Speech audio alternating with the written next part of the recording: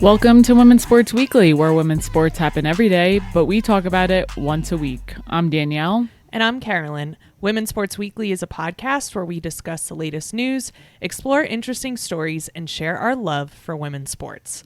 Follow us on Instagram, YouTube, and TikTok at Women's Sports Weekly Pod. Follow us and rate us on Spotify and Apple Podcasts. Send us an email at womensportsweeklypod@gmail.com, and we may feature your email on our listener experience zone, The Les. We continue to accept applications for our social media marketing intern position for this fall. This internship lasts from September to December, and we are looking for someone who can work with us 20 hours per week, and the location is remote. You'll have the freedom to create, experiment, and bring your own voice and ideas to our social media channels. We're really looking for someone with a lot of expertise and experience in TikTok and Instagram, someone who's a recent grad or current student with a marketing, communications, or a related field background. We have had a lot of applications come through, and we are so excited to go through them all. So continue to apply because the application closes on Friday, July 31st. 2026. Yes, come work with us. We finally got to the tennis courts this weekend. We did. I've been begging you to pick out tennis rackets for us because back over the holidays, you had said that should be one of our Christmas gifts. And I was like, great, because I want to start playing tennis and you do. And it just took you till now to pick them out. So it's Christmas in July. That's a thing, right? It is a thing. And my mom loves tennis and she offered as a Christmas gift to get them for us. Tennis rackets are really difficult because when you're a beginner, you want to get a certain racket and the rackets are expensive. And then I found more of a budget racket and I was like, should we do a budget racket? Are we going to get so good that we're going to grow out of the budget racket? But ultimately, I went with the budget racket because we don't know how much we're going to play. We were trying to count how much we think we've played in our relationship, and we think we're good for like once a year. Not even. I think over the course of we're almost at 12 years being together, right? Yeah.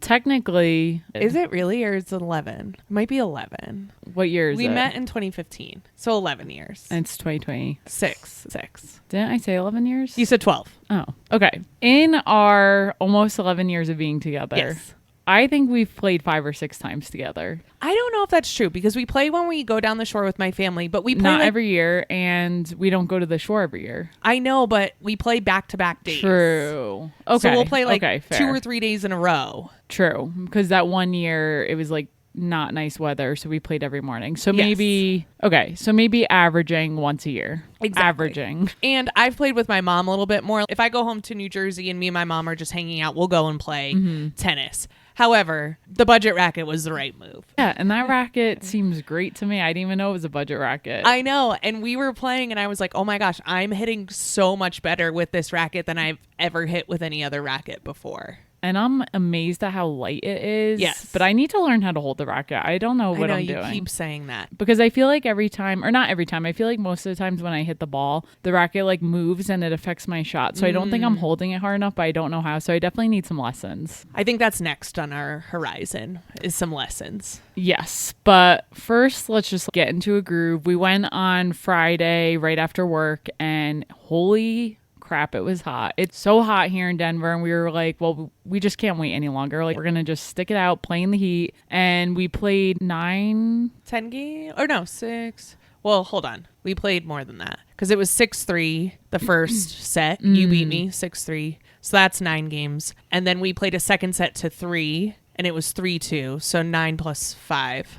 Oh, we played 14 games. 14 games. And we were out there. It was a little over an hour. I had it clocking on my watch, but it was hot and it was fun. I think we both hit our moments where we were getting a little frustrated. You took your racket and looked like you were going to hit the ground. I was like, Carolyn, I know you're not going to smack that new racket on the floor, but you held it together. And you almost hit a ball into the pond. I did? Yeah, I thought you turned around and... Oh, not seriously. Yeah, I was going to hit it really hard against the net, but I didn't when you beat me. So Danielle took the first set, which was the longer set, 6-3. And then I took the second set, which was to 3 because we were getting tired, 3-2. And I've been thinking about this. So we've been watching the World Cup and we're like, how long, without having to do any of the technical stuff, how long do you think you can stay in a soccer game and just run?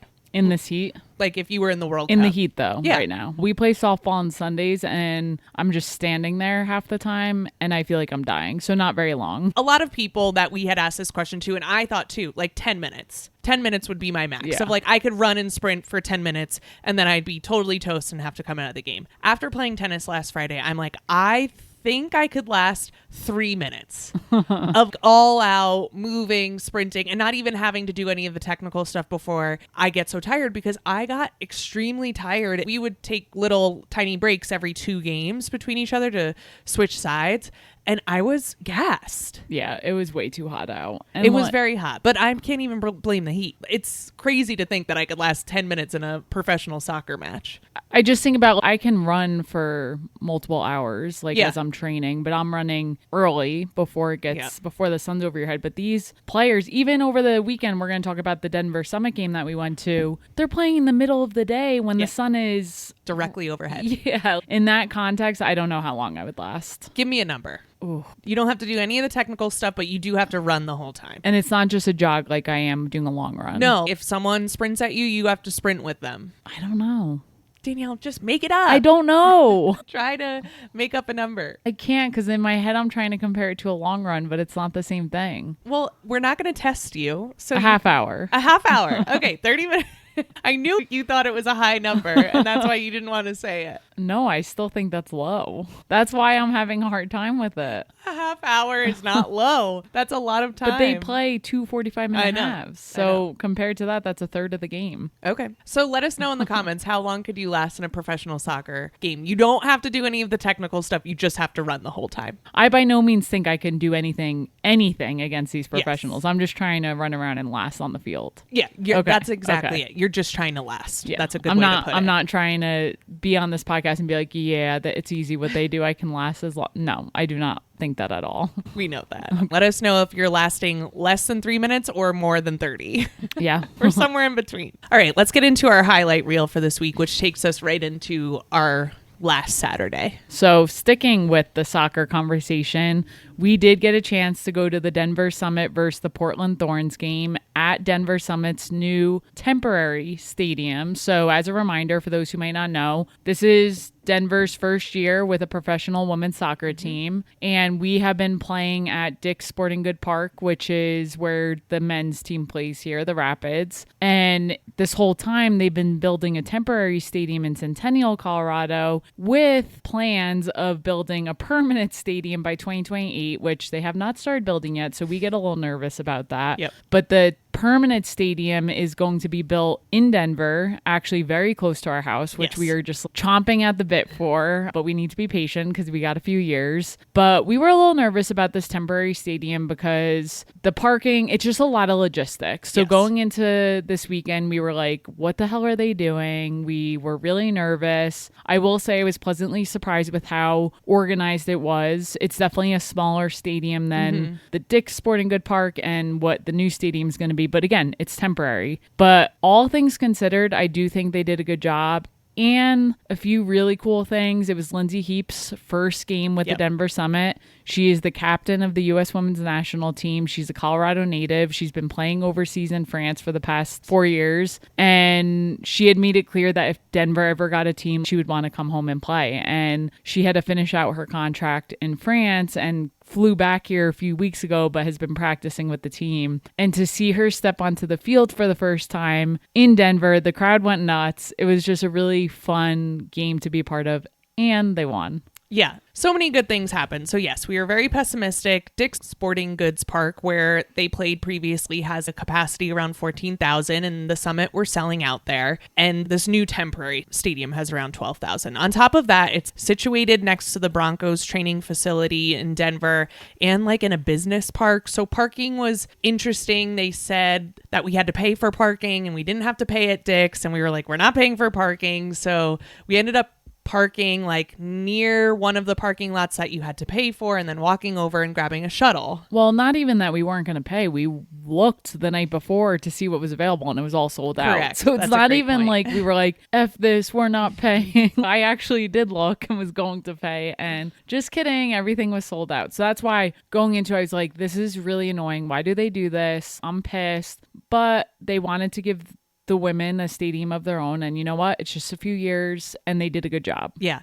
And I also really liked, like, once we got to the stadium, well, first we took a shuttle to the stadium on a school bus, and we had the two cutest kids in front of us who were so excited about seeing the summit. Not to mention the women that were with them. They were two older women and two women probably around our age, a little older than us. It looked like 3 generations. Yeah. And these little girls were pumped. And every generation had the Denver Summit stickers on their face. Yeah. They had glitter. They had all the gear decked out. And the kids sat right in front of us and they were pumped. It was really fun. And they were like, fireworks! As we were pulling in. The bus driver kept telling them to sit down, and they're like jumping up and down, and they're turning around to us and saying, sum it up, and just screaming in our faces. And we were just cracking up. I was like, this is the energy I need in my life right now. Correct. And then we get to the stadium, and they had a lot of concessions, which we were also worried that they weren't going to have enough concessions, but they had a lot of local business concessions, which I thought was awesome. And we were sitting in our seats, and our friend Dia, who is the co-founder of the women's basketball club in Denver and worldwide, she was like, we are the first people to sit in these seats. Yeah, she's like, isn't it weird to think about our butts are the first butts in this seat right now? And I just love that so much. And it's just very cool to be part of this first women's team in Denver. We got chills multiple times watching the game this past Saturday. And we've been to multiple games now, but it's just very, very cool to watch a team play and have so many fans just kind of push them. And I do really think the fans this past weekend helped them beat the Portland Thorns, who were number 2 in the standings when they played. Yeah. And we've been seeing the Denver Summit tie a lot this season. And we were like, please, can we win this game? And we knew it would be hard because it was a big win. I know there were other players on the field who have dipped in and out of the U.S. women's national team, but 3 players who are core to the team. You have Lindsey Heaps on our side, but then Portland Thorns has Olivia Moultrie and Sophia Wilson. Yeah. So it's a tough game. And like you said, they were number 2 in the standings. And yeah, it was a huge win for us and the first win in their new stadium, which is awesome. It was really cool. As you mentioned, it was Lindsey Heaps' first game with the team after playing 4 years in France.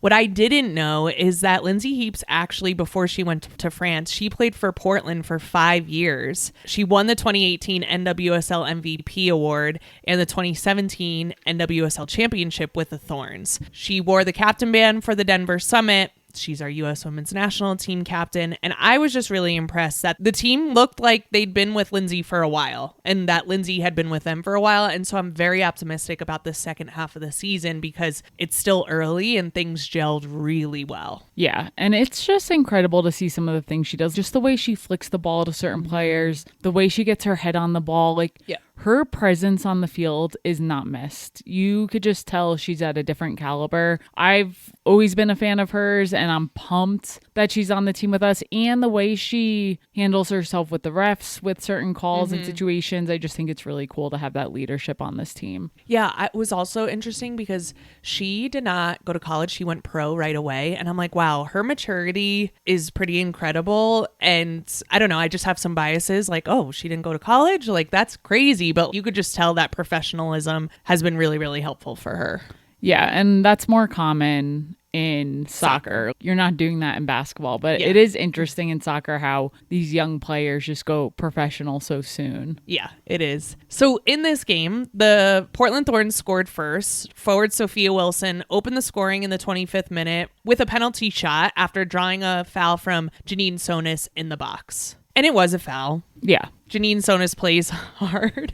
And yeah, Sophia Wilson is going to hit that penalty shot. Yep. But then in the 8th minute of first half stoppage time, Janine Sonis scores an equalizer on a cross that floated over everyone and then went into the back post. It actually looked like she was trying to find Lindsey Heaps' head. And the goalie for Portland, you could tell, had her eyes on Lindsey. Yeah. It was kind of a strange goal because it just bounced in right past the goalie. But to your point, she was completely watching Lindsey Heaps, and Lindsey Heaps just missed the ball, and then it just bounced in the right direction. And I don't think anyone could believe at first that it went in. Lindsey Heaps looked backwards over her head and was like, threw her hands up because she was on the ground at that point, and everyone went nuts. And it was a great way to go into halftime. Yeah.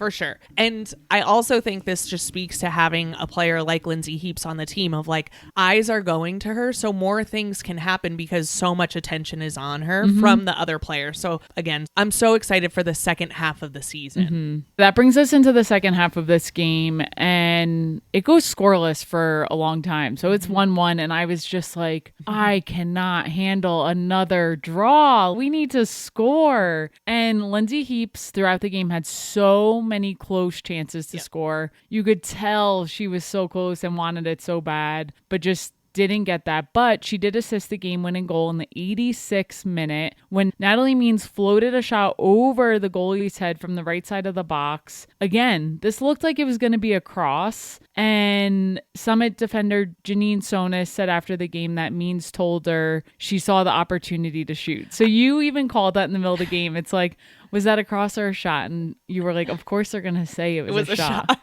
It was a cross. The angle was just crazy because if she were on the left side of the field, like left of the goal facing the goal and shot it with her right foot, like then it would curve that way. Yeah. But she shot it with her right foot from the right side, and the way it curved in was really unbelievable. Again, I could not believe that went in, and it was a delayed reaction from everyone. Yes. It was insane. Both goals for the Summit were delayed reactions of, okay, the cross is going up, and then they're like, oh, the cross went in the goal? Yeah. It was awesome, though. And I do think as a professional, you have to be like, yeah, of course it was a shot. Yeah. And at that point, I was like, can we just hold on? I was so nervous Portland was just going to come back on down the other end and score, but we held them off and we won 2-1. Yeah, and as we go into the second half of the season, I'm just excited to see what happens for the Summit. As you mentioned, we're going to have a new stadium for the Summit that's dedicated to them in 2028 in Denver. It'll be biking distance from our house, which we're so pumped about. And this past weekend, the Summit actually released updated design renderings for the stadium, and it just looks beautiful. I am so pumped. It just is going to be so cool to have a stadium right in Denver on South Broadway. And they're saying that they're going to begin to build this in early fall of this year.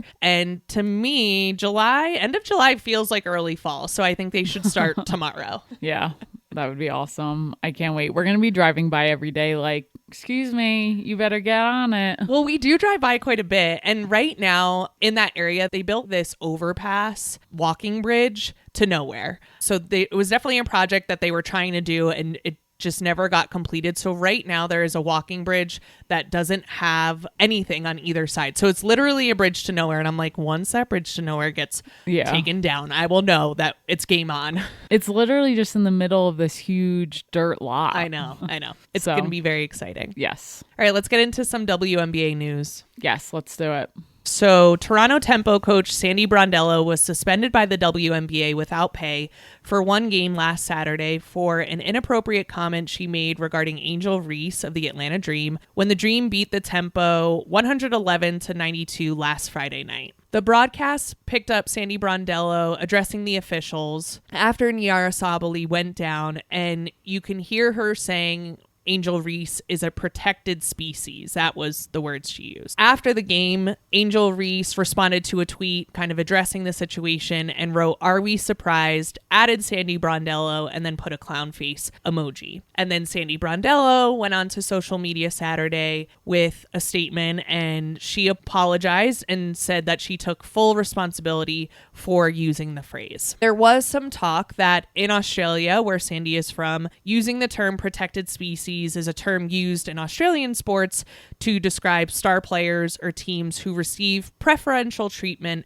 from referees. Yeah. And when I first saw this on social media, I was like, what the hell happened? I'm like, what is happening? Because that sounds horrible. Yep. To use the word species with any human being, it just is like, that does not sound right. And I Googled it and I did look it up because I was like, really? That's what they say in Australia? And it did come back as yes, but we don't say that here. Yeah. So that definitely came off not in a good way. And for people to be watching in America on the television without context to hear that, I can only imagine what I would be feeling. We did not watch that game live, but that has repercussions for so many reasons. Yes.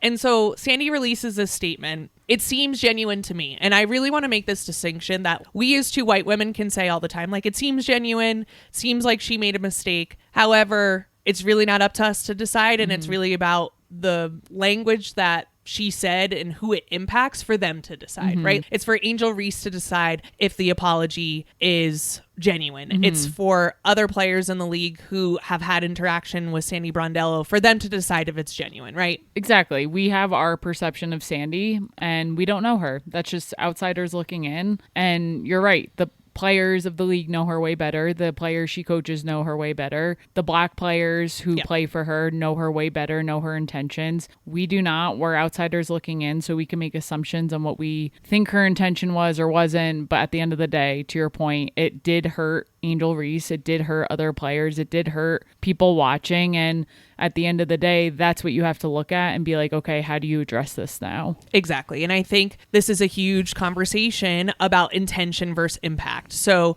whether we think Sandy Brondello intended to be racist, it doesn't matter because the impact of saying those words is real for Black women in the league, Black women who watch, for people in general, and for white people who watch who may be racist, because when we hear words like this, it just gives them more fuel to their fire to be like, I can continue to be racist. Yeah. And with everything that's been happening in the W, from death threats to Alyssa Thomas, and then the horribleness with Chelsea Gray being called the N-word after playing the Indiana Fever, I think it is the right move from the W to be very clear about what language is and is not allowed, and to be very strict about it. And with further context to that point you just made, the W did decide to suspend Sandy Brondello this past Saturday, a 1-game suspension without pay, as a result of this comment. Things have always been really difficult for Black women in America, and it's really been on display these last few weeks in the W and the past couple years in the W, and again this whole time. And I want more accountability. What happened with Chelsea Gray was horrible. I was so happy to see that man was fired from his job. Yeah, same. Because that is accountability. You have freedom of speech. And I fully support it. You can say wild shit as much as you want, but there are repercussions to your actions when you say wild shit. And you can't be like, oh, that's not my free speech. It's like, no, you have all the free speech in the world, but if you say crazy shit, there are repercussions for that. And I'm just happy to see some accountability here from the W. Yeah. And beyond. Yeah, and that company's making a statement to everyone who works for them and saying, you're not going to act like that and still work for us. So we need more of that. Yes, more accountability. And I think we'll just leave that right there. All right, let's talk about people winning some ESPYs. Yes, the ESPYs took place this past week, and we do have quite a few awards we want to recap from that award show. So who else but Asia Wilson to bring home 2 awards on this night? She won Best Overall Athlete, well-deserved, and she also won Best WNBA Player, which, hello, can't even argue that. Not even a question. So happy for her to bring home those 2 awards. I would love to go to the ESPYs. Marcelo Hernandez was hosting this night, and I'm just like, wow, comedy plus awards plus all of my favorite athletes dressed really, really well. This is a perfect night for me. Yeah, it would be really cool to go to. Add it to my vision board. Yeah, ESPYs. right. Women's Sports Weekly at the ESPYs. We would need a stylist. We can't show up in our 2 hats. And then a few other people to highlight. So Best Breakthrough Athlete. If you watch the Olympics, Alyssa Liu was so fun to watch. Unbelievable figure skater. So cool to see her win that award. And her outfit, I loved. She looks so good. She looks so good. I was really excited for her. Yeah, and then getting into some younger players. So we have Gatorade Player of the Year, who is a soccer player from Missouri. Her name is Maddie DiMaria. And then you had 2 women win the Billie Jean King Youth Leadership Award. So one was Julia Howe. She's 17 years old from California. She's a Team USA triathlete, a student athlete, and founder of an organization called Hitting the Wall. This is a youth-led organization advancing health health and body education for teen female identifying athletes. Could you imagine at 17 just being that cool? That cool, that good. That smart. We love that. Yes. And the other woman who won this award was Khalees Armstrong, a 22-year-old from Texas. She is a recent Howard University graduate, which is an HBCU, and a Division I track and field athlete and public health advocate from Dallas who is using sport to advance youth health education, safety, and community equity in Washington, D.C. Through Grassroots Health, Run Your City, and Student Athlete Service Leadership at Howard, Khalees has used the athletics to teach practical health literacy, create safe after-school spaces, and mobilize athletes as community leaders. Again, cool. It's unbelievable. These young women doing really cool things. So shout out to all these people who won these awards at the ESPYs. And maybe we go to the ESPYs next year. Okay. Let's get into some updates. Yes, starting with Run Club. We have Run Club this Thursday and every Thursday at 6 p.m. Mountain here in Denver at the 99ers Sports Bar. If you listen each week, we share a secret word. And if you share that word with the bartender after our 3-mile run, you will receive 50% off your first draft. The secret word this week is All-Star. I wonder why. We'll get into it. We also need to take this time to ask you to please rate and subscribe to our podcast. We create, produce, and edit the podcast ourselves. So if you want to support us, if you want to see us grow, if you want to see us at the ESPYs next year, rate, subscribe, give us a positive review, and share with the people you love. Thank you to everyone who has rated the podcast so far. If you send us a screenshot of your 5-star rating, we will send you a Women's Sports Weekly sticker for free in the mail. All right, let's get into the deep dive this week, which is going to focus on the WNBA All-Star Game coming up this weekend. Let's get into it. Yes. So a little background here before we get into the players. So this year, it's going to be Team Coop versus Team Spoon. And these teams were selected by Cynthia Cooper and Teresa Weatherspoon. This is to honor the league's 30th year anniversary. So that's why these two were selected. In order for them to choose teams, there was a coin flip to start. And this would determine who would pick first. As a result of winning this coin flip, Cynthia Cooper's team, Team Coop, was assigned Dallas Wings guard Paige Beckers. The reason she was assigned to Paige Beckers is Paige Beckers led all players with 1,045,051 votes from fans. You gave me a look. I know. I have such problem reading you gave numbers. Me a look. I thought I said it wrong. I'm really impressed that you can read these big numbers. I'm not an idiot. I guess I am because that number scares me. Okay. I would have been like over 1 million votes. And then Teresa Weatherspoon's Team Spoon was assigned the second leading vote getter, Indiana Fever guard Caitlin Clark, who received 1,023,321 votes. Impressive, Danielle. Okay. Your number reading is just so impressive. Thanks. So again, these two are serving as special general managers for the 2026 AT&T All-Star Game. It's part of the league's 30th season celebration. In addition, Team Coop will wear the WNBA red uniforms and Team Spoon will wear WNBA blue uniforms, which are reminiscent of the league's original colors from 1997. So Teresa Weatherspoon and Cynthia Cooper aren't coaching, but they did pick the teams. Correct. Got it. So who's coaching? Yes. So we have Becky Hammon, who is the Las Vegas Aces head coach, and Cheryl Reeve, the Minnesota Lynx head coach. And the way they were selected is they were leading the league's top two teams through July 10th. So the Las Vegas Aces and the Minnesota Lynx were the top two teams in the standings in the WNBA, and that's how they picked the coaches. Yes. Got it. Both teams were 16-6 at the time of the selections, but Becky Hammon earned the top coaching spot by winning the head-to-head matchup against Minnesota. Becky Hammon will coach Team Coop, led by Paige Beckers, while Cheryl Reeve will coach Team Spoon, led by Caitlin Clark. So more ways to celebrate. Why don't you get into the breakdown of the prize pool? The All-Star Game will have a $100,000 charitable prize pool benefiting 2 Chicago organizations that support girls in sports. So as a reminder, All-Star will be played in Chicago this year. The winning team's charity will receive $70,000, while the runner-up's charity will receive $30,000. On top of that, we know that through the CBA, players chosen for All-Star do get a bonus. So keep that in mind that they're getting a little extra pay as well. Team Coop is playing for Angels Athletics, which empowers young girls through sports.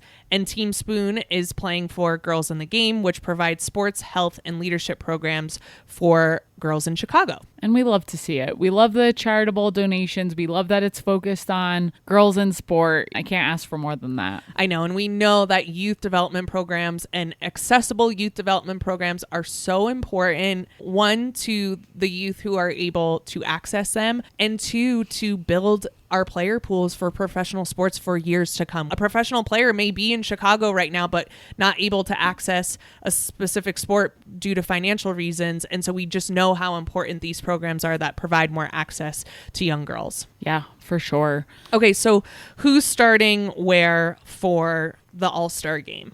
Yeah, so right now I'm going to go over the overall starters, and then we'll get into the breakdown of the two teams. So there are 4 guards who were selected as starters and 6 front court players or forwards who were selected for starters, which this breakdown seems pretty odd because usually there's more guards on the court than bigs. So really curious to see how this works. But the overall starters for the guards are Paige Beckers, Caitlin Clark, Olivia Miles, and Kelsey Mitchell. And then the front court players are Aaliyah Boston, Natasha Howard, Jessica Shepard, Brianna Stewart, Gabby Williams, hell yeah, and Asia Wilson.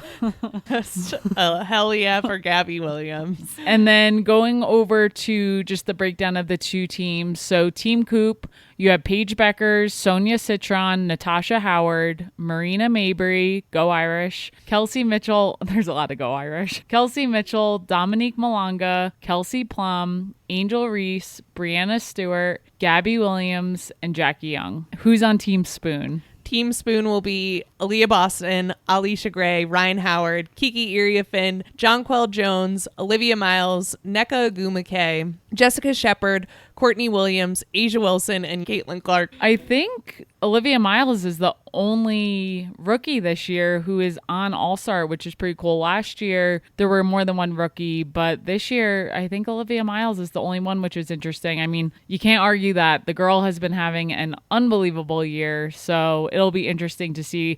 I can only imagine the move she's going to be putting on in this game. She's going to have some fun with this. And yeah, All-Star Game last year, not a good game. It was wild. So if they follow kind of the same suit of not really playing and just seeing who can do some funny stuff or cool stuff, yeah, it'll be a fun Olivia Miles watch. Do you have a team that you're leaning towards who could take this? I can't even argue. Team Coop, like, hello. I know, but how do you argue Team Spoon? I'm excited to see. Well, listen, I love Paige Beckers. I love Sonia Citron. I love Jackie Young. I love Gabby Williams. So even say Marina. She's on that team too. Yeah, I skipped right over Marina. So there's a lot of Notre Dame players on this team. I love all these players. So yeah, there's nothing to argue. Of course, I love the players on Team Spoon as well, but I'm going for Team Coop.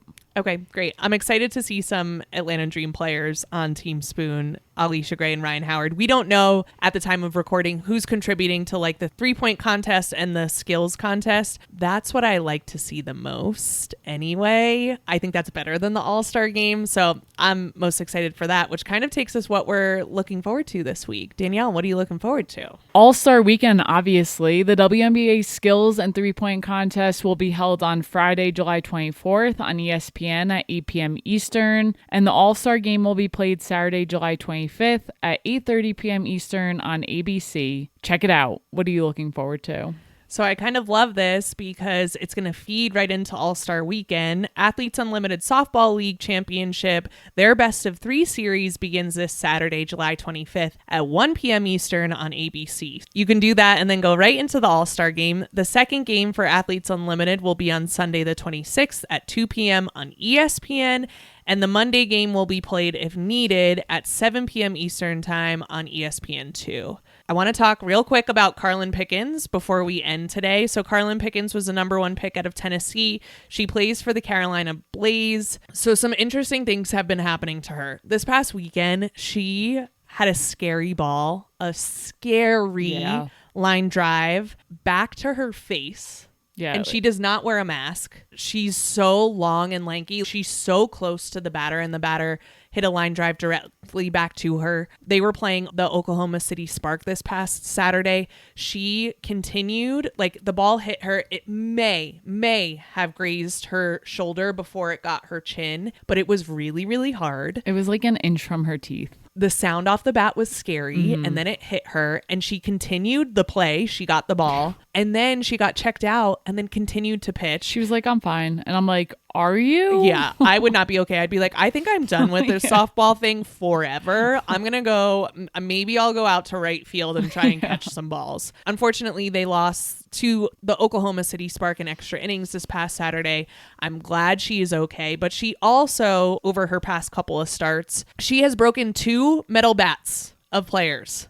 So she has pitched the ball so hard that the metal bats they're using have broken. One was on a bunt. It was a 75-mile-per-hour fastball. Cash. And then the other was on a swing. And again, the bat just broke. So I don't know if this is a bat problem, but I'm going to give all the credit to Carlin Pickens. And Athletes Unlimited Softball has been very fun to watch because all of the players are just so incredibly good. Like the pitchers are amazing, but then these batters are just able to crank it. And so I'm very excited for this championship series this weekend. That is it for this week. We will see you next week on Women's Sports Weekly. In the meantime, watch women's sports and share the podcast with your friends. Rate and subscribe to the pod on Spotify, Apple, and YouTube. Thanks so much for joining us.